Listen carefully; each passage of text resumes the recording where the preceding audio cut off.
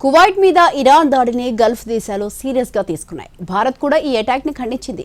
దాడిలో గాయపడిన భారతీయుడి కుటుంబానికి అండగా ఉంటామని ఇండియన్ ఎంబసీ తెలిపింది.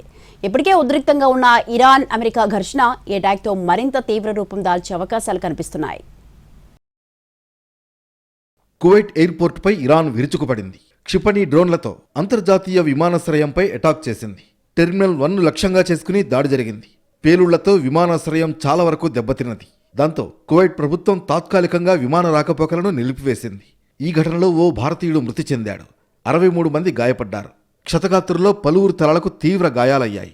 మృతి చెందిన భారతీయుడి కుటుంబానికి ప్రగాఢ సానుభూతి తెలిపింది భారత రాయబార కార్యాలయం. కువైట్ అధికారులతో సమన్వయం చేస్తూ బాధిత కుటుంబానికి అవసరమైన సహాయం అందిస్తున్నట్లు వెల్లడించింది. ఈ దాడికి బాధ్యత వహిస్తున్నట్లు ఇస్లామిక్ రెవల్యూషనరీ గార్డ్స్ ప్రకటించింది. ఇరాన్కు చెందిన చమురు ట్యాంకర్ ద్వీపంపై అమెరికా దాడి చేసినందుకు ప్రతీకార చర్యగా ఈ దాడులు చేపట్టినట్లు తెలిపింది. కువైట్, బహ్రెయిన్లోని అమెరికా నౌకాదళ కేంద్రాలను కూడా లక్ష్యంగా చేసుకున్నట్లు ఇరాన్ ప్రకటించింది. ఈ దాడిని గల్ఫ్ దేశాలు తీవ్రంగా ఖండించాయి. కేవలం కువైట్ పైనే కాకుండా మొత్తం గల్ఫ్ ప్రాంత భద్రతపై దాడిగా భావించాలని పేర్కొన్నాయి. కువైట్ విమానాశ్రయంపై జరిగిన దాడిని భారత్ కూడా ఖండించింది. ఈ ఘటనతో ఇప్పటికే ఉద్రిక్తంగా ఉన్న ఇరాన్ అమెరికా ఘర్షణ మరింత తీవ్ర రూపం దాల్చే అవకాశాలు కనిపిస్తున్నాయి.